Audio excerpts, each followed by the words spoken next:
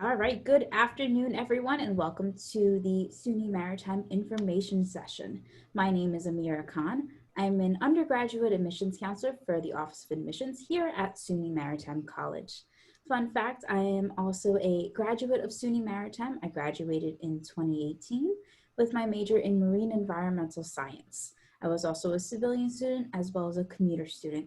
So if you have any questions regarding student life, or anything else in regards to the aspects of majors, as well as managing sports, as well as your majors and classes, feel free to let me know at any point in time, and I'll be happy to answer any questions that you may have. Good evening, everyone. Thank you all for joining us this evening. My name is Carlos Cano. I'm the Assistant Director of Admissions for Communication at Maritime College. Work closely with Ameera. Between Ameera and myself, we are your New Jersey representatives. So for those of you that are joining us and watching, we are your two representatives for the state of New Jersey. Ameera covers the northern part of the state, so everything north of I-195, and I cover everything south of I-195. So that's where we determine that Central Jersey does exist. At least for us, when we talk about our recruitment territory. And so we're very excited to talk to you about Maritime College and everything that we have to offer. So we'll go ahead and get right underway with our presentation. And so what you're looking at, folks, is Maritime by the numbers, but more importantly, just to give you some background information about our institution, Maritime College is a part of the State University of New York system. So we are a public college, but we also are one of the 6 maritime academies in the country. We are the first of the maritime academies, so we have certainly the most history and are extremely well established within the maritime industry. But of course, over the course of the last 20 to 25 years, the institution has very much evolved beyond the maritime history that it has. We're located in the Throggs Neck section of the Bronx. We are literally right under the Throggs Neck Bridge. So if you're looking at your screen, the bottom right corner, that is a beautiful shot of our campus. We're on a peninsula and literally basically split the Long Island Sound and the East River. So we're basically where those two bodies of water meet in New York. On a beautiful day on campus, you have a beautiful view, literally postcard view of Midtown Manhattan, which is one of the many draws on our campus. And as you look at that image as well, you'll notice a ship. We'll talk to you a little bit about that later on, but we do have our own ship on campus, which is pretty darn cool if you ask me. And so we're obviously really excited to be able to talk to you about our campus. We're small. We're the smallest of the SUNY schools. We are a total of over 1,800 students, undergraduates. You're looking at about 1,600. You see the ratio there of regiment to civilian students. We're going to go over that in just a little bit. So that'll make sense in just a little bit, but that gives you a breakdown of our students from in terms of our regiment of cadets and our civilian students. We pride ourselves on small class sizes. Our student to teacher ratio 15-to-1 with an average class size of about 21 students. We have 13 nationally recognized programs. 11 of those are undergraduate, and then we do have 2 graduate programs on our campus. 5 of those programs are ABET accredited engineering programs. So you'll see later on our engineering programs. They're full-fledged Bachelor of Engineering programs that have the highest accreditation within the realm of engineering. We have over 80 different clubs and activities and 13 NCAA Division III athletics. So as Carlos mentioned before, he discussed the options between regiment and civilian students. So we'll go over that in just a little bit. But first, we would like to explain the difference of professional experiences that we have on campus. So for our students, we have the options of the U.S. Coast Guard deck license, the U.S. Coast Guard engine license, as well as the professional internship option. These options are required for all students to graduate prior to basically getting out of maritime. So you need at least some form of experience in one of these options to graduate. So when we're looking at things such as the deck license, this is when the students are obtaining their third mate's license in the U.S. Coast Guard.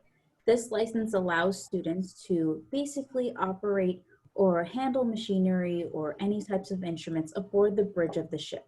So think of it this way. When you're in a car, what are you doing? You're basically driving. So for the deck license, that license allows you to drive the ship. So in addition to driving the ship, it also helps you plot courses as well as navigate and use different elements of coursework that you learned here at Maritime and apply it to a shipboard job. All this license allows you to do is sail as a merchant marine officer within the U.S. Coast Guard. Similarly, we have the U.S. Coast Guard engine license, and this allows students to work basically on the bottom of the ship, so in that engine room. This helps students monitor any types of valves as well as pipes within the ship itself and make sure everything's working in tip-top shape.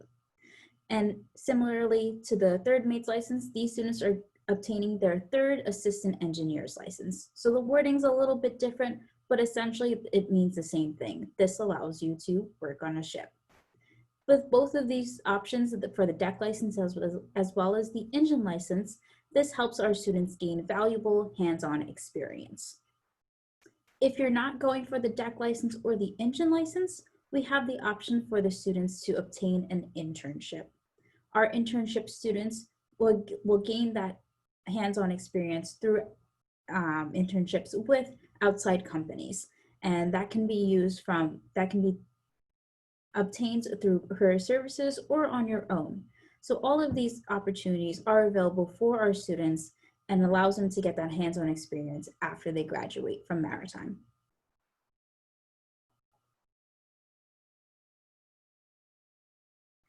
So let's get down to business. We've got the lifestyle options. So we have the Regiment of Cadets as well as the civilian program.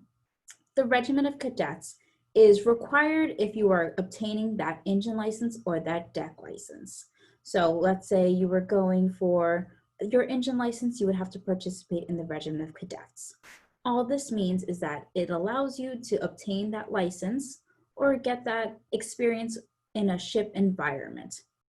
The regiment is a structured community or a structured lifestyle to prepare those students for that particular type of lifestyle. So these students would be developing any important skills such as teamwork, time management, and problem-solving skills. What makes these students different from the civilian students is that these students are wearing a uniform and participating in other events that civilian students or regular college students wouldn't be doing. So for example, in addition to wearing the uniform, students would have to wake up for morning formation, participate in physical training, as well as attend a 10-day indoctrination program. This is a program that allows these students that are coming right out of high school, right into Maritime, that allows them to kind of bond together in an environment similar to that aboard a ship that helps them gain those valuable experiences or those valuable skills in order to start the freshman semester. When we're talking about our civilian students, however, like I said before, they're not participating in that Regiment of Cadets, they're not waking up for formation, nor are they participating in physical training. They are basically a traditional college student. So they'll get up, put on whatever they want to wear, and then show up to class. They won't be doing that formation prior to that class. So there is one more option before we move on. There is an option for regimental students to be a civilian student. So what that would mean is that these students aren't getting that deck license, but they like that regimented lifestyle. They like that structure and that discipline within their daily lifestyle. So there is kind of sort of three options for these students to have.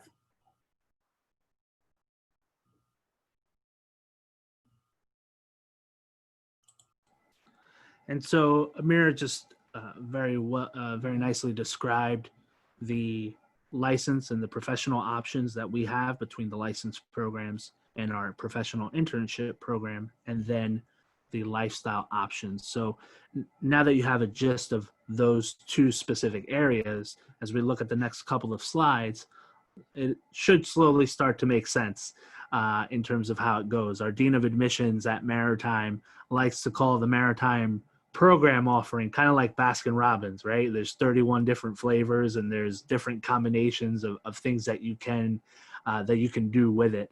It's very similar at Maritime, and hopefully the chart here does a good job of visually explaining that. So what you're looking at right now is we're looking at our Bachelor of Engineering programs. As I mentioned earlier, our Bachelor of Engineering programs are all A.A.S accredited. This is the highest possible accreditation for any engineering program in the country. And so that's why it's specifically a Bachelor's of Engineering as opposed to a Bachelor of Science in Engineering. This is the end-all be-all degree for engineering, is the BE. So if you take a look on the far left-hand side, you can see all of the majors that we offer under the engineering track.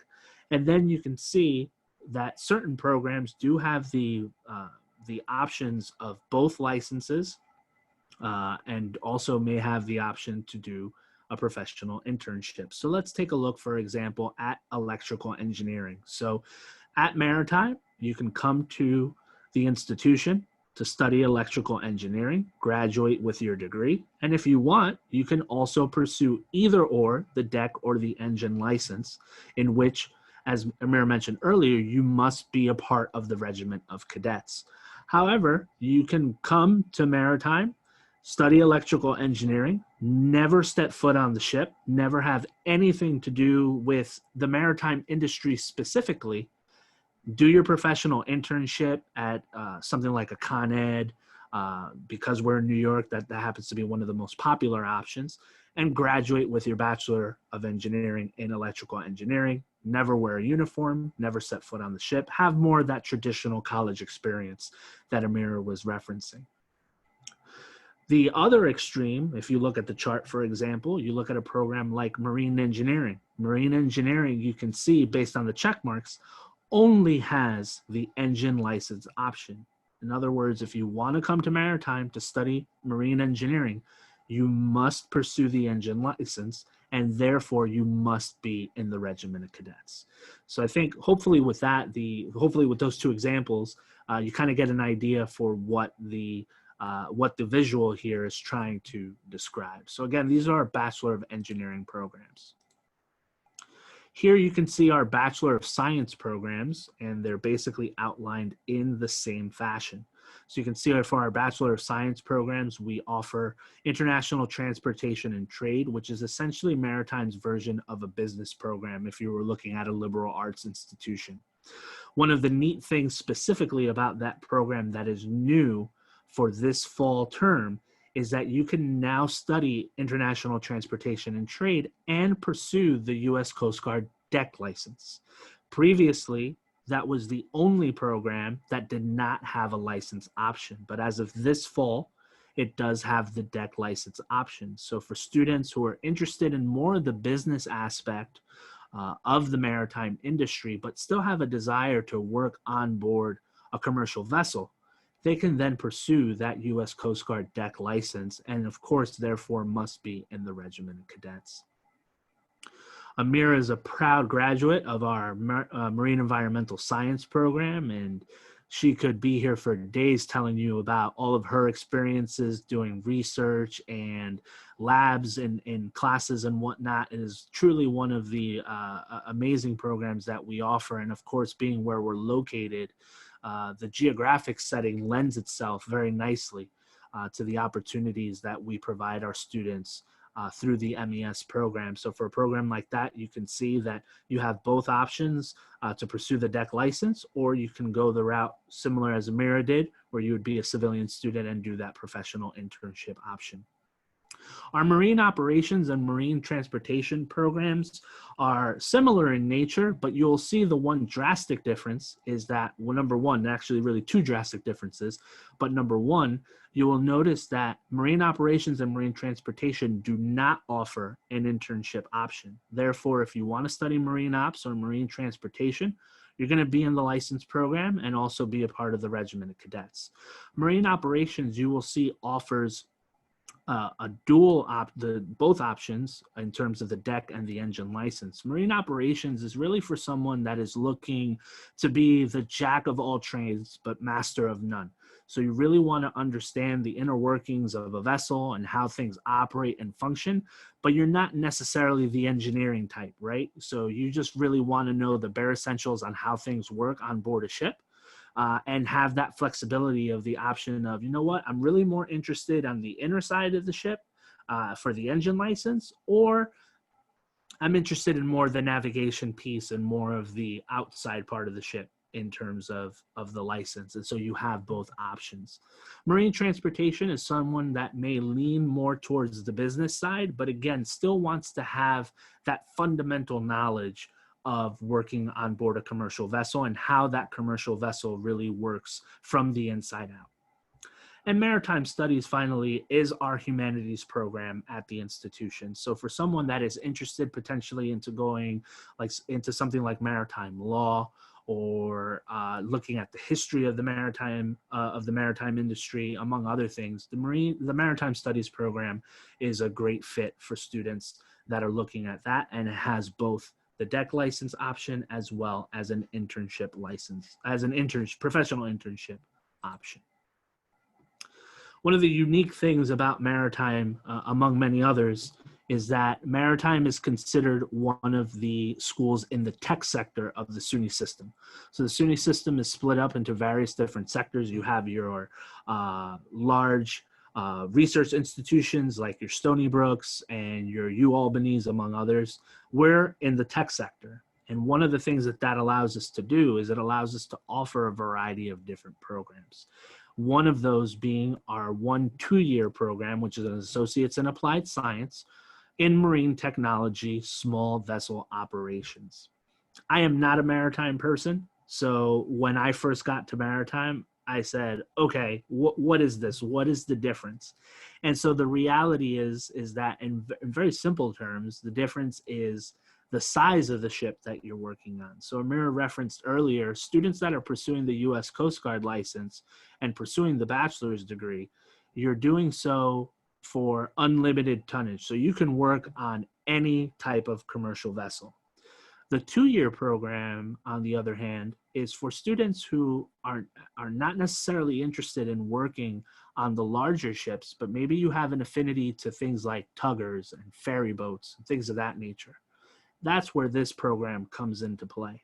And so we have a significant population of our students who have a desire to be in the industry, have a desire to work on board a ship, but they know very specifically that they want to work on the smaller vessels. They don't want to work on the larger vessels. And so they pursue this 2-year program, which is an awesome opportunity for those that really have that goal in mind to work on the smaller ships. But it is also in many ways a bridge program potentially to someone who may go through it, start and say, you know what, I really do want to take that next step into going, whether it's into one of the Bachelor of Science programs or even a Bachelor of Engineering programs. There are, of course, caveats to it in terms of making that transition, but it is feasible for someone that starts in the associate's program to transition into a 4-year program. Although in reality, the majority of the students that start in the 2-year program end with that 2-year program, end up with that degree, and then the subsequent license that they would like, whether it's the deck license or the engine license.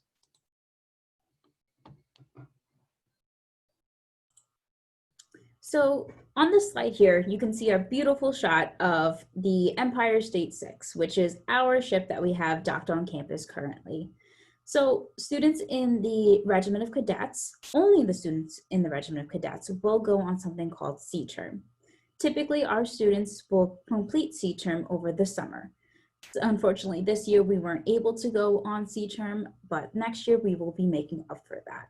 So what is C-term? C-term is the opportunity for regimental students to participate a quote-unquote hands-on experience. In reality, they're really getting that hands-on experience. Aboard C-term, these students will be completing a bunch of different activities while they're on the ship. So they have a 3-rotation cycle. They have things such as work, class, and liberty.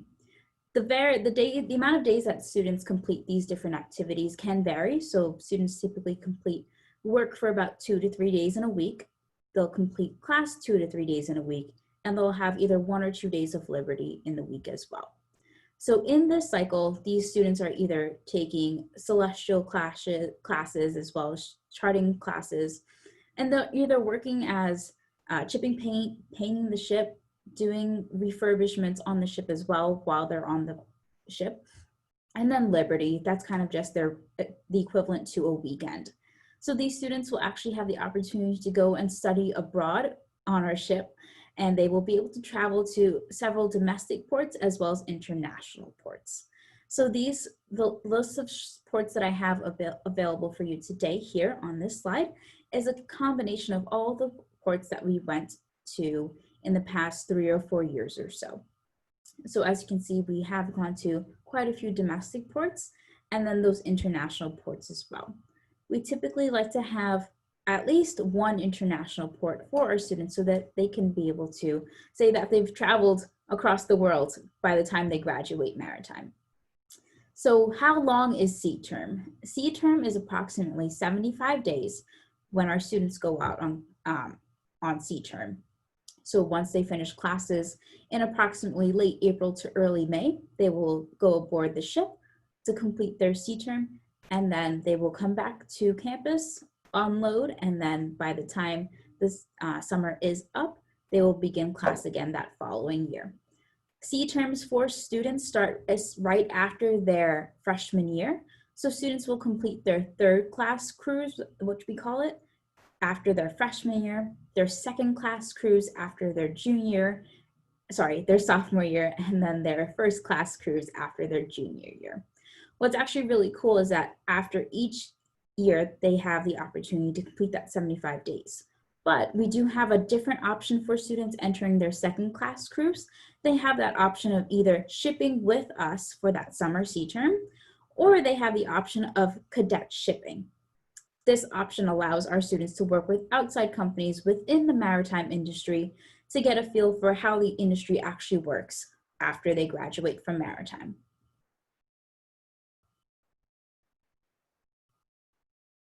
So similar to the internship, the quote-unquote hands-on experience that the regimental students have aboard the ship, the civilian students will be completing an internship. So like we mentioned before, the civilian students will not be going on the ship because they do have a certain set of expectations that they need to follow with an internship. So a lot of our students will utilize different opportunities and different experiences that we have with our alumni relations as well as career services to obtain an internship that they would need to graduate. So our Bachelor of Engineering students will need to complete at least 2 internships prior to graduation, and our Bachelor of Science students will need to complete 1 internship prior to graduation. Above in the beginning of this slide, you will see a bunch of different companies that our students would like to or typically participate in. A lot of our business students typically participate in internships with Military Sealift Command, as well as Port Authority of New York and New Jersey, because even though they're still involved in the business side of things, it's still associated with the maritime industry. As Carlos said, Con Edison is very popular with our engineering students. Different types of museums as well as aquariums, as well as the sea turtle recovery is very popular with our marine environmental science students. And then for our maritime studies program, we do have the Williams Mystic Research Program. This is a very cool opportunity for those humanities students because they're getting hands-on experience, maybe working in a museum or publications within the archives of those museums, kind of documenting and kind of just taking track or keeping track of all of those archives. Once you graduate with your degree after you've completed your internship, these are a list of jobs that a lot of our students like to partake in once they graduate. Because our students have that ability with all of that experience with that internship, as well as their coursework, they're very qualified to enter the workforce. So as you can see with engineering, a lot of our students are field engineers within different facilities, such as healthcare facilities like hospitals, shipyards, as well as power plants. In the science industry, a lot of our students are working as water specialists, analysts, either with water or terrestrial, or they can even be working with government agencies such as NOAA or the EPA. Or they can even be educators in museums or aquariums. Within the business side, a lot of our students like to focus on logistics or supply chain management, or even look into being a ship agent or even a ship coordinator. This allows ships to have a right amount of people aboard their ship, kind of keeping track of all the logistics of the ship itself. Within the humanities department, a lot of our students work in maritime museums. Again, cataloging all of those archives, or working in maritime policy or with publications as well. Now, these students, if you're a civilian student, you typically go this route because you don't have that license to go sail. But what's actually really cool with our licensed students is that they are essentially double majoring. They're getting that license in addition to that degree that they have. So let's say the students don't feel like entering any of these fields. They're just like, I don't like this too much. I want to go on a ship. What the students will actually do is actually ship out with a company so they can use that license that they have either as a third assistant engineer or a third mate and work on a ship basically anywhere. So our typical ships that students have gone on to work on are government vessels, fishing vessels, as well as container ships, even oil tankers that travel up and down the Mississippi River, or even down to the Caribbean. I've had friends who have graduated with me that are all across the world, especially in Japan, Korea, maybe even in Europe too. So there's a bunch of different opportunities for our students, whether or not you're in the shipping industry or you're in the workforce itself on shore.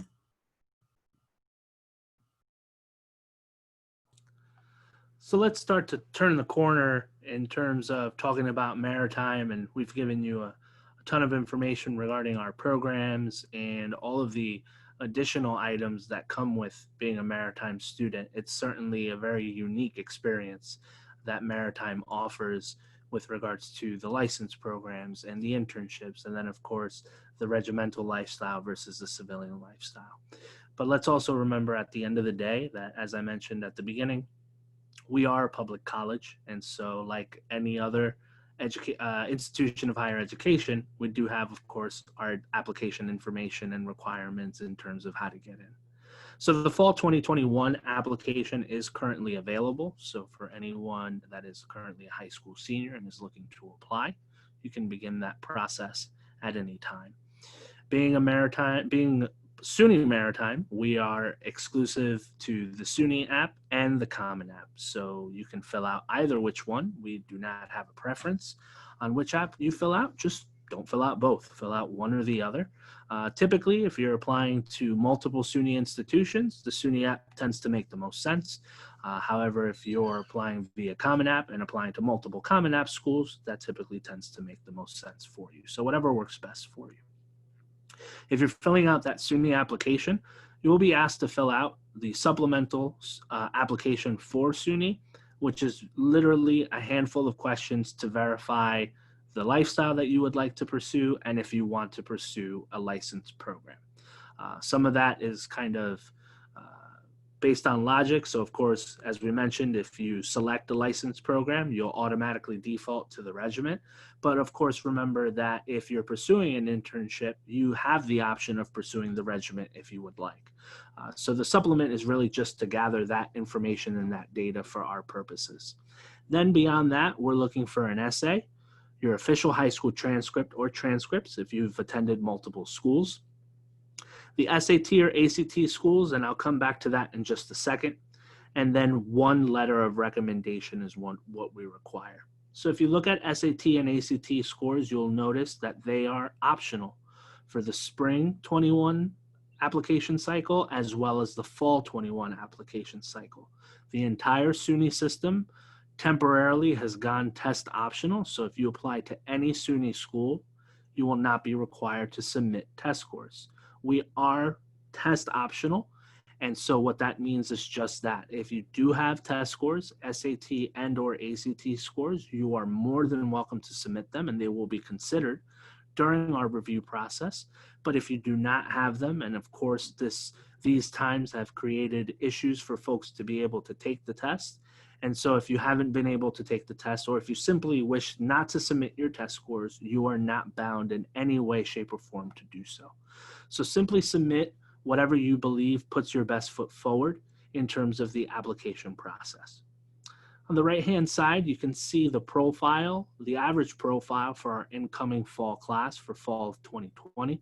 Our engineering program, because of the prestige that it has and the reputation, is arguably one of the more popular areas of the campus and therefore is honestly one of the more competitive programs to get into. And I think that's evident by the stats that you're looking there. So you're looking at about an average of a 90, and this is on a 100 scale.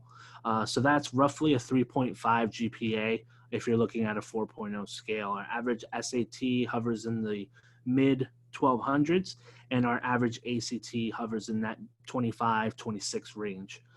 Very, very important for anyone that is pursuing any of the Bachelor of Engineering programs is that pre-calculus is a must. You must have completed pre-calculus or currently be enrolled in pre-calculus at your high school in order to be eligible for consideration for the Bachelor of Engineering program. For those students, and I know that some schools out there do not offer pre-calculus, that is something that our office can certainly work with you on a case-by-case basis. So certainly reach out to us if you happen to fall into that situation. But pre-calculus is really strongly required as a part of the admissions process.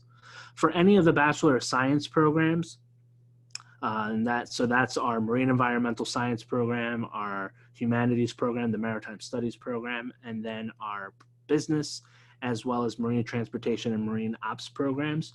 Those you can see by contrast are slightly different in terms of the average profile, but still very competitive nonetheless.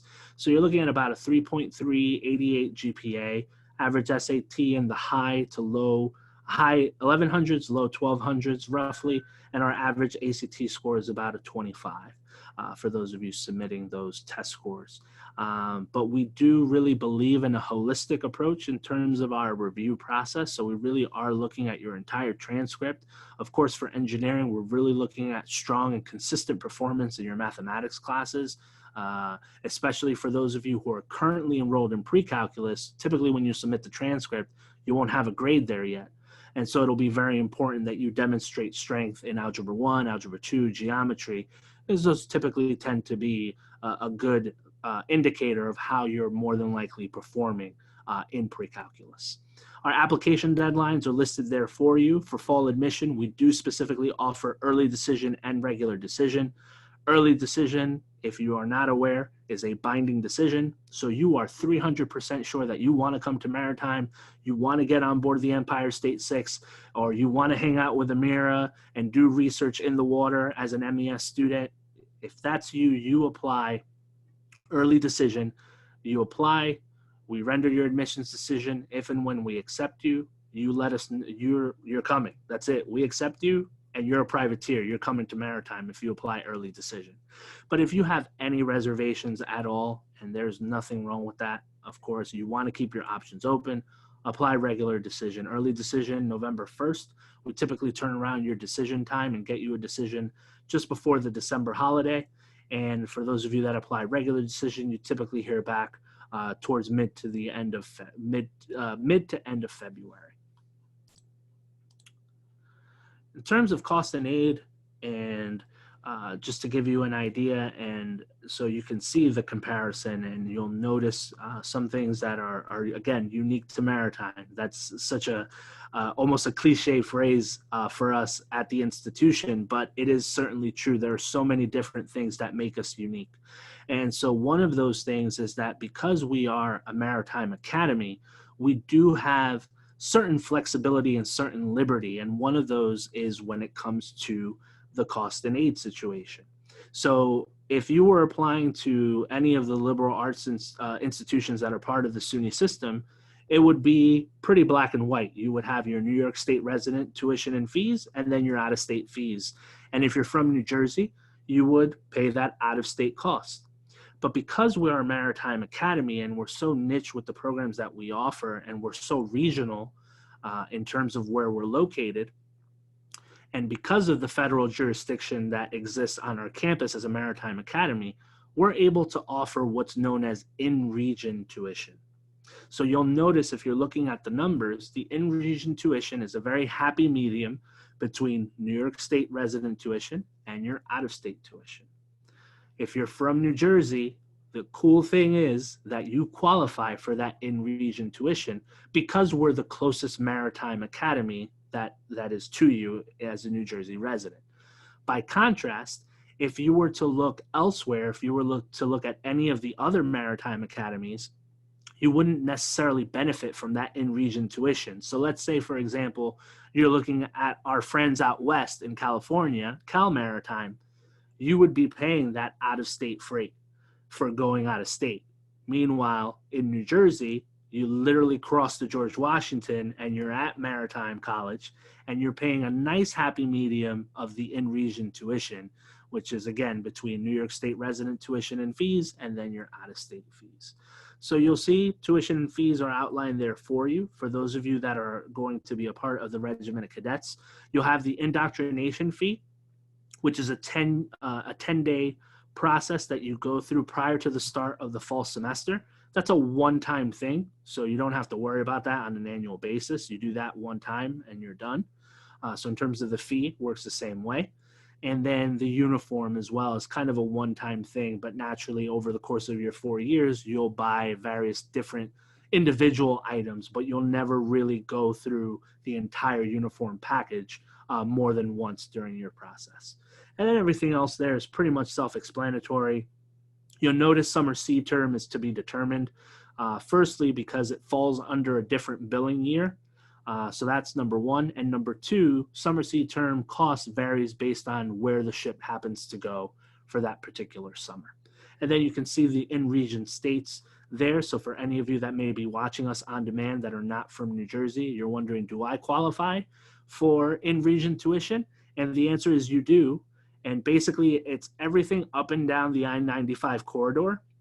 So as far south as Puerto Rico, and as far north as basically New Jersey.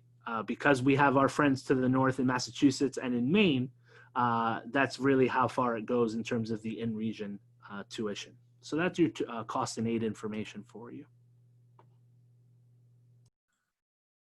So on the slide, it's just a bunch of frequently asked questions. So this is a lot of questions that Carlos and I have gotten in the past couple of months to past couple of days. So a lot of these people or a lot of students are actually wondering what's going on, or they want a little bit more information if something wasn't clear. So right off the bat, do we require the SAT or the ACT? So we do. We do require it on a normal basis, but because a lot of students haven't been able to take the SAT or the ACT, we are test optional for the spring 2021, fall 2021, as well as the spring 22 application season. So another question that I get often is, what are the residence halls like? So the residence halls are a communal lifestyle. So you'll typically have 2 to 3 students per room, and then the bathrooms will be a communal style. In terms of the civilian students, they will have a suite setup. So what that means is that these students have 2 to 3 students per room, but In a singular suite, there are 4 rooms and 2 bathrooms. So imagine a big cube. You'll have 4 rooms and then 2 bathrooms, and then in each room, you'll have 2 to 3 students. So there are potentially anywhere from about 8 students to about 12 students living in your suite, sharing those 2 bathrooms. Another question that we get often, especially now during, while we're taking any precautionary stays to protect ourselves as well as our campus community from the coronavirus, we are asking people to schedule a kind of like a virtual visit for now. We are in the works of possibly scheduling in-person visits, but we do encourage you to go to this link that we have here for you, and it's just our Visit Maritime page. So through this link, you'll be able to schedule virtual campus tours as well as virtual information sessions. So if you would like to see a virtual information session with one of our counselors, that may not be me or Carlos, and then ask them questions live, you will be able to do that. But then you will be able to possibly explore any opportunities that we may have either virtually or in person for any other events besides tours. So just really quick, and also in the interest of time, as we do run up against the clock, I do want to reiterate the visitation situation really quickly. We are offering both virtual, and now we will begin some in-person visits on a very limited basis and limited to very small groups of people on campus. And so definitely be sure to visit that webpage to see everything that we have available. We'll also be doing a virtual open house series over the course of the next couple of weeks with a variety of different live events, some pre-recorded content from our academic areas and whatnot. So definitely plenty to offer moving forward. This is how you can reach out to us as you engage in this process. Feel free to reach out to us at any time. Engage with us on social media. Make sure you follow us on all of our social media feeds. And this is us. As I mentioned, I cover the southern part of the state, so Atlantic, Burlington, Camden, Cape May, Cumberland, Gloucester, Ocean, and Salem counties. And Ameera covers everything north of I-195, so Bergen, Essex, Hudson, Hunterdon, Mercer, Middlesex, Monmouth, Morris, Passaic, Somerset, Sussex, Union, and Warren. Either one of us are here to help you if you're from the Great Garden State, and if you're looking for anyone that's not in the Garden State, you can visit our webpage and find who would be your admissions counselor. Thank you so much for your time this evening. We really appreciate it, and happy hunting in terms of this college process. Hope everything goes well for you, and we certainly look forward to talking with you at some point in the near future. Okay, thank you so much for your presentation today. Just a quick reminder, as I pull this up. So you'll have a survey that pops up in the next 4 questions. If you would like to sign up for more sessions, please visit njcac.org/virtualfair. And additional recordings will be available on that website within 1 week. So you can check out other sessions that were available during this week and last week about the college search process. So thank you so much and have a great night.